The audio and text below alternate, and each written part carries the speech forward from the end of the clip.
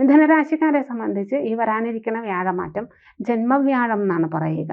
അപ്പോൾ കാര്യം ഈ വ്യാഴം 7ാം ഭാവാധിപനാണ്, 10ാം ഭാവാധിപനാണ്. ഇങ്ങനെയൊക്കെ ഗുണം ഈ മിഥുനരാശിക്കാരെ സംബന്ധിച്ച് ഈ വ്യാഴത്തിനുണ്ട്.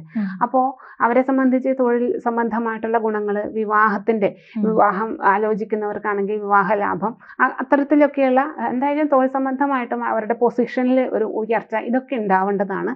പക്ഷേ ജന്മവ്യാഴം എന്ന് പറയുന്നത് എപ്പോഴും ഒരു ചെറിയൊരു തടസ്സം കൂടി സൃഷ്ടിക്കുന്നതാണ്. അപ്പോൾ വ്യാഴത്തിനെ നന്നായിട്ട് പ്രീതിപ്പെടുത്തുകയാണ് എങ്കിൽ, വ്യാഴം എന്ന് പറഞ്ഞു കഴിഞ്ഞാൽ വിഷ്ണുപ്രീതിയാണ് ചെയ്യേണ്ടത് വ്യാഴത്തിന് വേണ്ടിയിട്ട്. അപ്പോൾ പിന്നെ ഏത് ഈശ്വരന്മാരെ പ്രാർത്ഥിക്കുന്നതും ഗുണം തന്നെയാണ്. അപ്പോൾ അങ്ങനെ ചെയ്യാണ് എങ്കിൽ ഈ പ്രതികൂലമായിരിക്കുന്ന കാലത്തെ അവർക്ക് വളരെ ഗുണപരമാക്കി മാറ്റാൻ സാധിക്കും.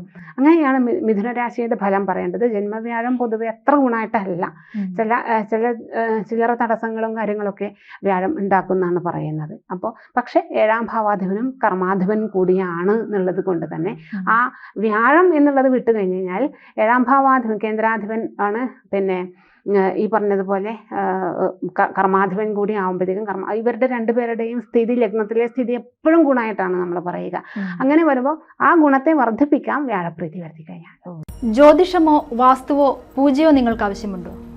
താഴെ കാണുന്ന നമ്പറിൽ വാട്സപ്പ് ചെയ്യൂ. നിങ്ങൾ ചെയ്യേണ്ടത് ഇത്രമാത്രം: താഴെ കാണുന്ന നമ്പർ നിങ്ങളുടെ മൊബൈലിൽ സേവ് ചെയ്യൂ. അതിനുശേഷം ഞങ്ങളുടെ നമ്പറിലേക്ക് വാട്സപ്പിലേക്ക് ഹായ് അയക്കൂ. ജ്യോതിഷ സംബന്ധമായ എല്ലാ ആവശ്യങ്ങൾക്കും ABC മലയാളം നിങ്ങളോടൊപ്പമുണ്ട്.